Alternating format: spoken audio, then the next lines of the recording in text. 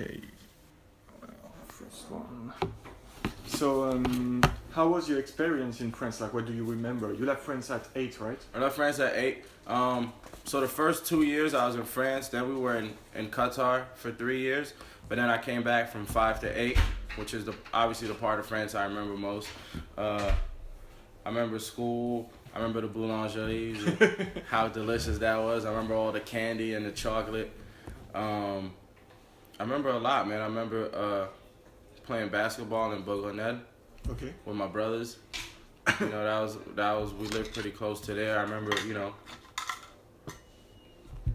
walking around with my father. There's a lot I remember. I remember, obviously Champs-Élysées and all the really memorable spots. I remember, and then obviously there's still, although I don't speak it well, I understand the language pretty well. Mm-hmm. So that's stuck with me. But yeah, no, it's definitely a lot I remember. I remember school lunch being really good. I remember getting to America. Better than in the US? Yeah, oh, so much better. Like, I remember getting to the US and being like, this is what they're feeding us at school. Like, this is terrible. And is there like something that really stuck with you? Like from France? I do remember, this was one of my earliest realizations, was that education was a lot better here. Because I remember the math I was doing in the 2nd grade here, I didn't start doing it till the 5th grade in New York. Wow. And yeah, even that young, I remember realizing, like, looking at my classmates, like, wait, you know what I mean? You guys haven't done this You're yet? bugging. Yeah, you're bugging. Or even writing in script, Like, I learned to write in script here, like the first grade or second grade. Like, you almost learn that. Super early on. Super early, yeah. We didn't start writing in script till like the 6th grade or something. Like, wow. when I got to New York, So I was young. Now I understand, obviously, education a lot better and like how the whole system works. But even when I was young, I remember feeling like I was a little bit ahead in a sense. Okay. And would you say that even if it was early on in your life, it still has an influence on your music? Yeah, 100%. I mean, obviously a few of the producers I work with are from here. One of my earliest music memories is buying Daft Punk's Discovery. Okay. Like, with my own money. That was one of the first albums. Like, you get a lot of stuff. I have 4 older siblings, so they gave me a lot of their music. But I remember seeing One More Time on Cartoon Network, like Toonami, seeing the video, and then watching Interstellar 555, and like falling in love with Daft Punk, and then going into more French house and things of that nature. And obviously my brother and all the music he put me onto. So yeah, for sure. I think that has a big effect on my sound selection now. Okay. And my beat selection now is different than most. It's more wide? Yeah, it's definitely it's wider, and it borrows from a lot of European influences. And even the guys I work with here, like, it's all about a good mix. It sounds like French house inspired, but then it might have some trap drums and hi-hats and all the things that could, for the people that don't listen to this, and for these people that don't listen to that, they could meet somewhere in the middle and be like, oh, I like this, I dig this. Yeah. Okay. And you're a fan of the PSG, right? Yeah, that's my squad. You think they have like a chance to win the Champions League this year? Man, is Cavani balling? I haven't followed too much. I was a little worried. Cavani is doing good right now. He's doing good. Okay, Yeah. When Ibra left, I was like, man, who's gonna man the post for him? I haven't gotten to follow too much this year, but it's obviously, if Barcelona's in the Champions League, it's hard. Yeah. It's hard to pick. It's hard to pick against them. PSG is your favorite team? Ooh. PSG. Yeah, for sure. Man City's been looking pretty good. Guardiola's doing a great job over there, right? He's got them looking really good. I think they just beat Barcelona like a few weeks ago, right? Exactly. So it's tough. I always root for PSG. I'm always rooting for them, but they got smoked last year. True. They got smoked last year. I still see that. Was it David Luiz when who was it that Suarez ran him down? Oh crazy yeah. Oh God, that hurt to watch. That hurt to watch, man. That was painful, right? That was so painful. It was like, you didn't have to do it like that, man. You didn't have to do it that way. Be easy on them. Yeah, right? Yeah. I'm always rooting for them, though, you know, obviously. Okay. And correct me if I'm wrong, but you spent the last 2 years on the road, right? Yeah. Practically. So just dealing with like a new fan, but also I assume that like everybody, you have personal issues. And like, how did your state of mind has changed from last winter from Too High to High? Yeah, I think it's more self-reflective on this album. You know, last winter was the beginning for me of making a living off of rap, you know, and all the pluses that come from this life, and you know, all the luxuries you're afforded. And so it's me like jumping in head first and being like, wow, this is fun, this is exciting, this is, you know, all those things, this is new. Mm-hmm. And then Too High to Ride is kind of the ride since then, and you know, all the stuff that's new isn't so new anymore, and then you realize that, you know, and time keeps ticking, so everything else that's going wrong or that you're forgetting about, that you're neglecting, is still happening.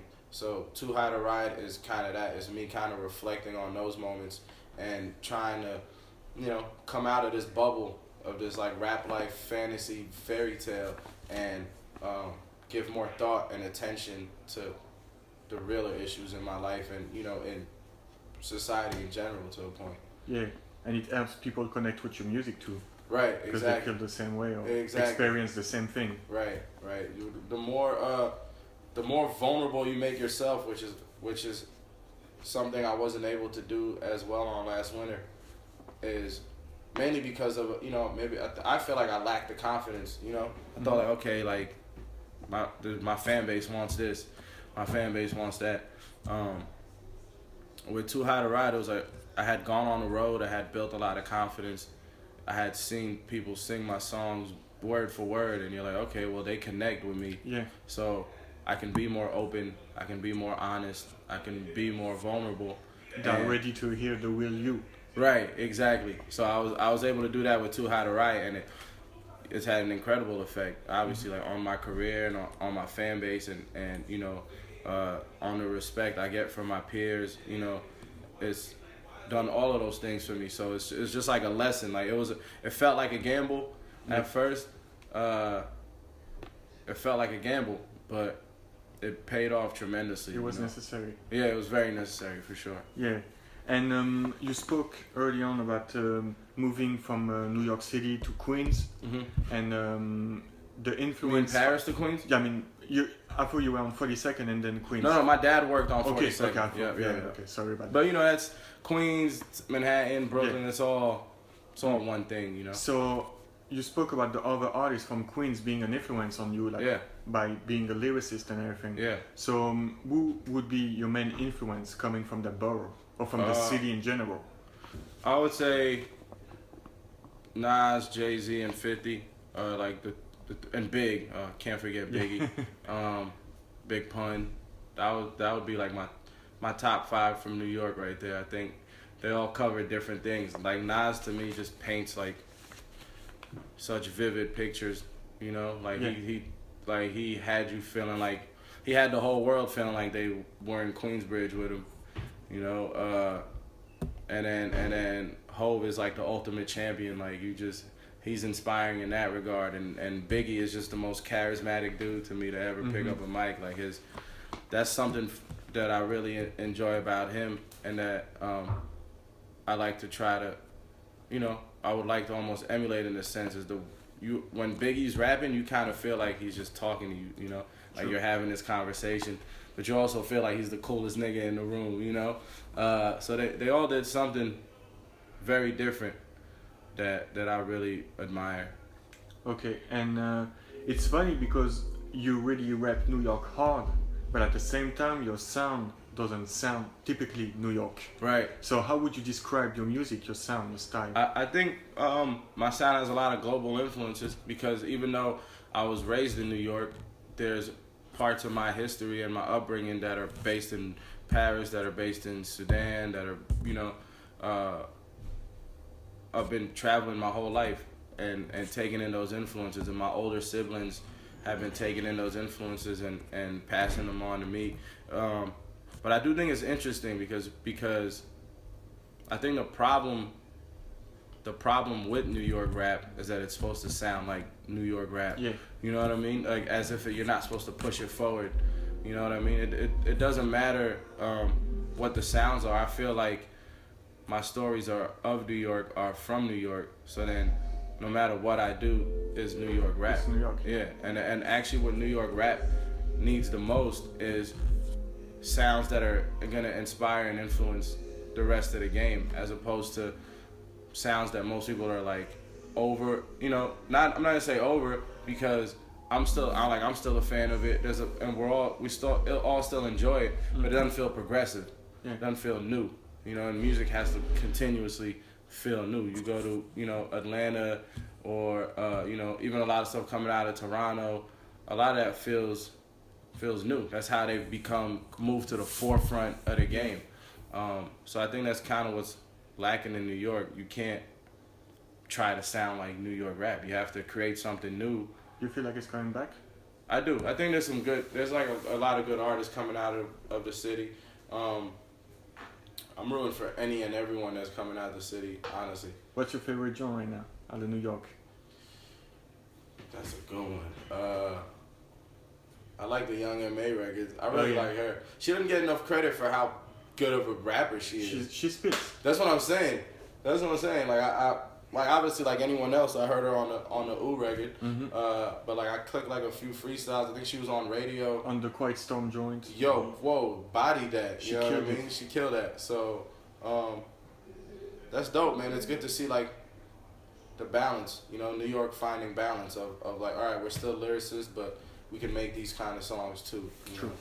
True. And just speaking about your choice of beats and everything, how do you pick your beats? Man, that's interesting. I would say I like a vibe, an emotion, you know? I like for the beat to dictate where the content is gonna go. You know, like I have a song called Live For that's produced by OG Hands, who's a Parisian producer.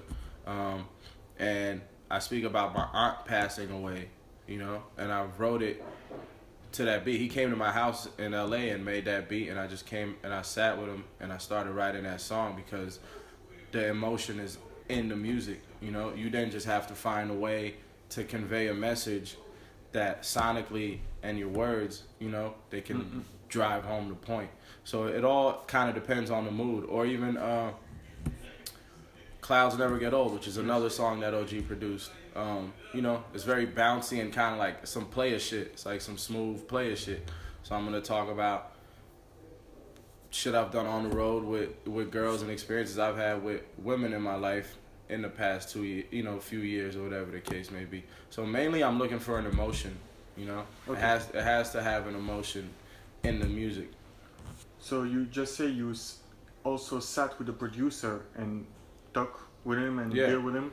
So would you take part in the production process too of the song? Like, yeah, no, for sure. I don't play, but I usually come. Yeah, they'll play stuff like even with there's a song called Penthouse on my album that Ron produced, but I had the sample. I found the sample. I usually like to come with samples, you know, or even Lit. When we did Lit, me and Said, I had that sample. I was like, yo, this sample, let's flip this Miguel record. And then obviously you want to let the producers, you know, express their creativity.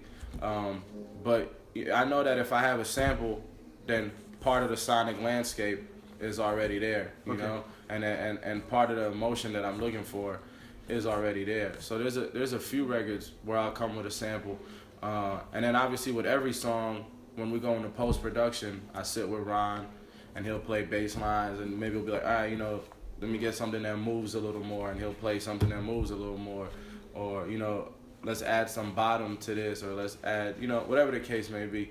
I'm definitely very involved in the process sonically. So do you feel more comfortable working with like in-house production or even external people? Yeah, I think I can collaborate with anyone. it's been in-house mainly because, you know, I don't feel like we've reached our peak. You know, I've seen every project we do. I've seen improvements in how we grow together as a unit, and that kind of excites me because most of my favorites, you know, it's 50-50. It's the production, and it's the artist and the songwriting that comes from that. So you wanna, the more you work with people, the more the chemistry builds. The less things have to be even said. Like take the Hicks even, who I met them like when I was working on Too High to Ride, and we did 2 songs for that. And the first song we did was like the first night we met each other, you know. And the second song we did was Matches, and there was a world of a difference there already between Ricochet and Matches. So it's like, I know the next song we do, or the next time we lock in for the studio, right? Because we're more comfortable with each other as artists and as friends. You know, I could tell them like, man, I've been thinking about these problems I have, and they're gonna be like, all right, we can build off of that, whatever the case may be. So it's harder to do with someone you don't know. Obviously, it's harder to even it's harder to tell them that you don't like that idea as much, you know what I mean? So it's just much easier, like when you build that chemistry. When you have a relationship with someone. Right. There's no egos to bruise. It's just like, nah, I don't like that. Or even like when I work with Cole, you know, or when I work with Kaz or anybody on the label, even rap wise, like we're so comfortable with each other. We'd be like, yo, you know, I love the first 12 bars. The last 4 you could finish better. Yeah. You know, rewrite those last 4, whatever the case may be. And no one feels insulted because they want to take it to the top. So right, exactly. Everyone is on the same page. It's excellence. Right, exactly. Everyone's on the same page. It's not about egos. It's about let's make the best music we can make. I'm gonna be mad if you're not honest with me. True. You know, don't let me put out no whack shit. It's not gonna help you. yeah. Don't let me put out no whack shit. So yeah, that's why we've been so in-house, I think, because the chemistry's been so good. So let's say some French people read this interview and they want to send you some beats. Yeah. Where they can send them at. Yeah, it's actually the letter D. Okay. At dreamville.com. Okay. That's simple. He's the big homie. That's Derek. That's D. He kind of, you know, me and him is like another guy. Like he doesn't make the music, but he knows what I like. He knows the sounds I like. I've known him since freshman year of high school, you know, and we're into the same music. So it's like he's like the first level. You gotta penetrate the shield. Yeah. The final boss. Yeah. There you go. Okay. And so you met J. Cole at the university, right? Yeah. So he went to school with my brother, and then they went to school at St. John's University, which is like pretty much in my backyard. Okay. So we had a lot of mutual friends.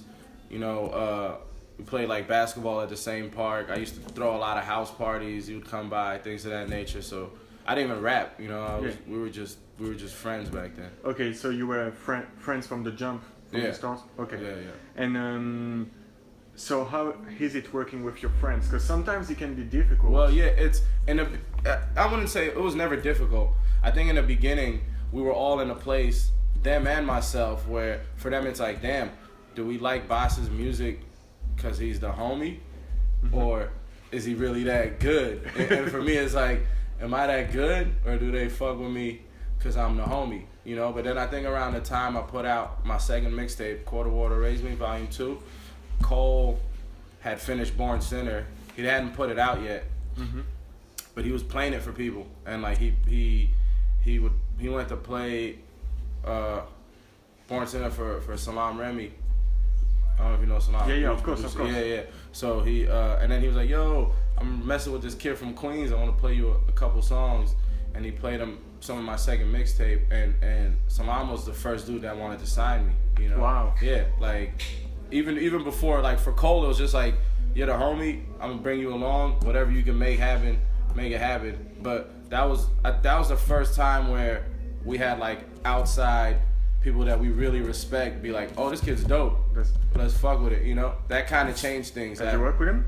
No, I want to though. I will. Like he's crazy. So dope, man. He's so dope. I haven't had the time to really get outside in a core group of guys, mainly because all the music I make a lot of it is on the road, and you know, the guys on the road with me is Cedric and Ron. And yeah, it's easier. It's like it's right a away. lot easier. It's a lot easier. Like you need the time to go to Miami, sit with him. Right. And But I want to, after I finish out this album, which is really this tour, I now have some time to really go and sit with people that really inspired me, and Salam is definitely one of them. Who would be the others?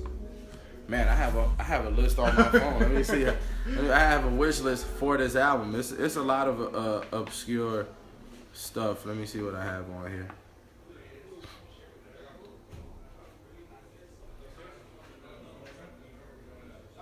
Let's see.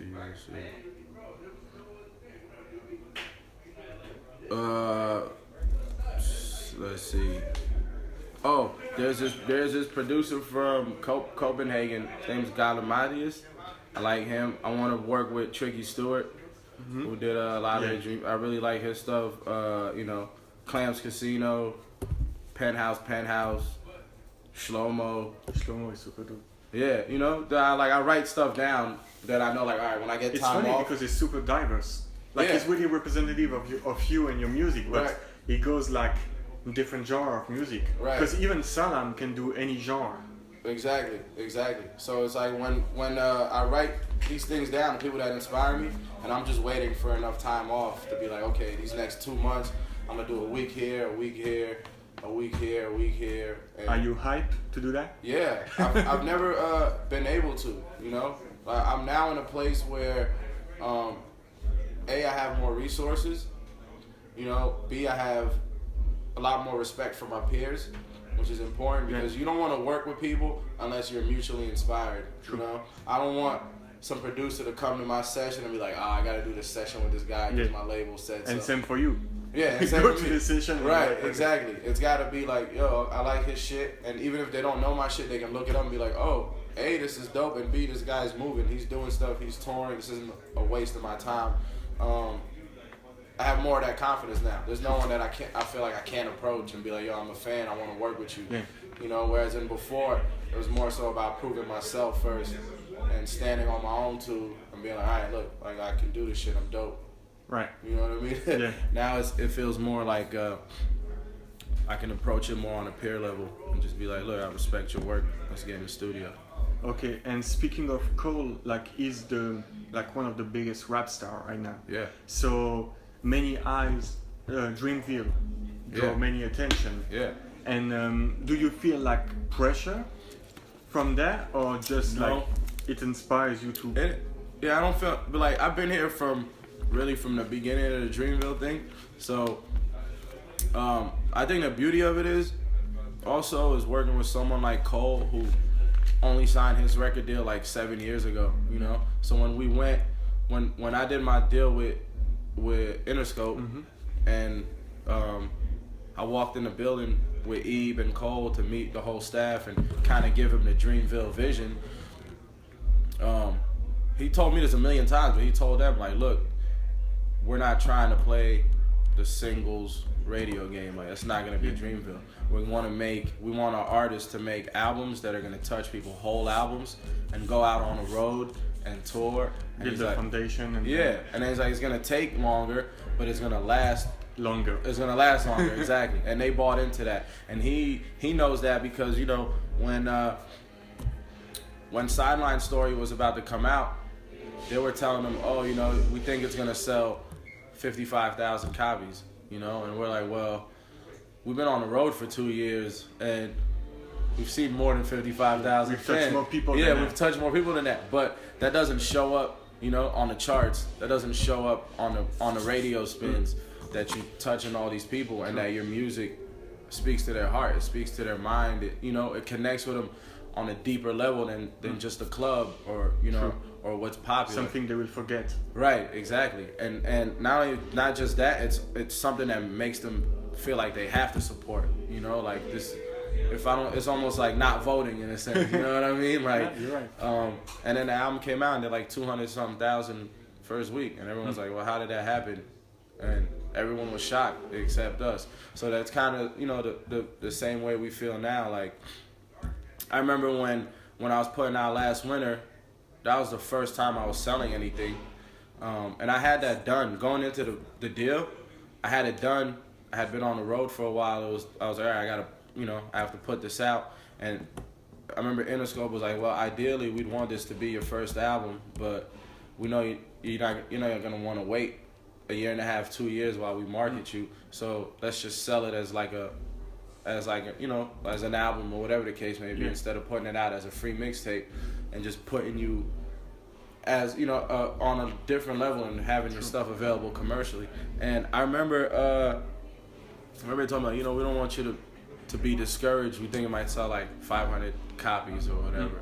I think the first week it did like 4,000 or 3,700. Wow. You know what I mean? Which is like, we didn't care about the numbers, but it speaks to our brand.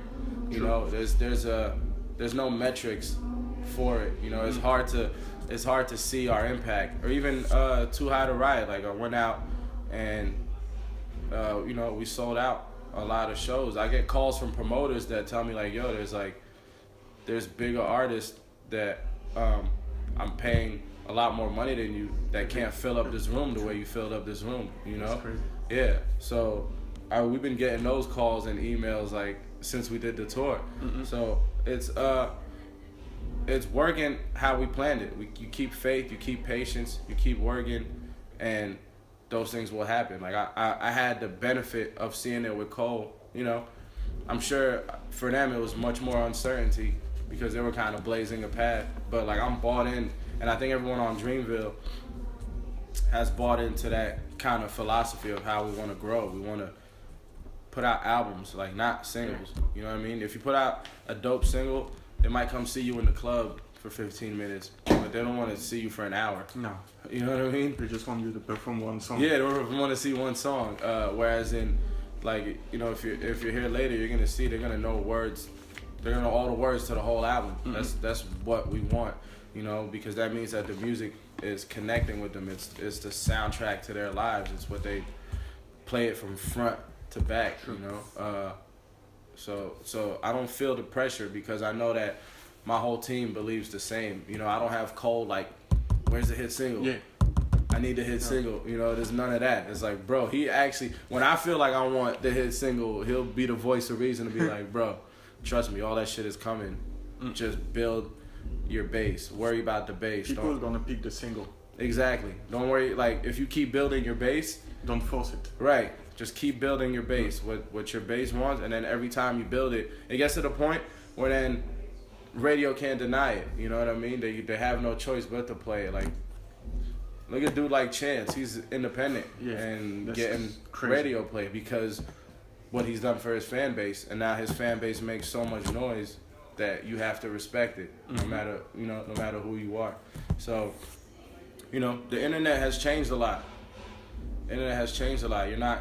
You're not tied to radio. Doesn't make you, or you don't need certain magazines to make you. You can touch your fans directly.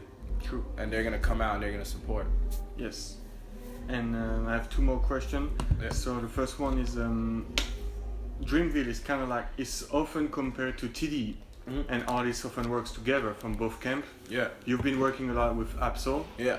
And do you have more projects or more songs coming with Ab-Soul or other artists from TD? We just put out Braille, me and Soul. I'm sure we're gonna work more. He's obviously I'm in California now, so I see those homies all the time. They're all good dudes. I just met Isaiah Rashad at this event I did. He was real good dude. We exchanged info. I like his new album, so that wouldn't be out the realm. Like me and Zay linking up and doing some. Obviously Ali mixed my album. Yeah. He mixed Too High to Riot. I'm a fan of Dot. I'm a fan of a lot of the stuff they're doing over there, and they're all, kind of like-minded individuals. You worked with Tay-Beast yet? No. You should work with him. Yeah. It's dope. Yeah, I want to. It's very versatile too. All right, cool. I'm gonna put that on the list. You should put it on the list. I'm gonna put it on my list right now. I have Ali and them link us up. And the last question: what would be your dream collaboration, dead or alive? Bob Marley. Bob Marley? Bob Marley, man. I did this festival in Quebec City like 2 years ago, and Snoop Dogg headlined it. And at the end of his show, his band just went into like a Bob Marley medley. And I was in this festival with like 50,000 people, and the energy was so positive, man. And I'm like, man, this dude was just like, he was making politically conscious, socially like aware music that was so fun. True. Which is usually the challenge, you know? A lot of times that music is like very deep and kind of drags you down a little bit. As much as we love it, it's soulful, you know? But there's a certain appeal to me of when, you know, you can have 50,000 people jumping around and, you know, screaming one love and all these things that are like really powerful messages. I would definitely say Bob, man. Bob would be the one. Okay, he was the real director of vibes, right? He really was. He was 100%. Like, he's the truth. Okay, thanks a lot. Yeah, no problem. I think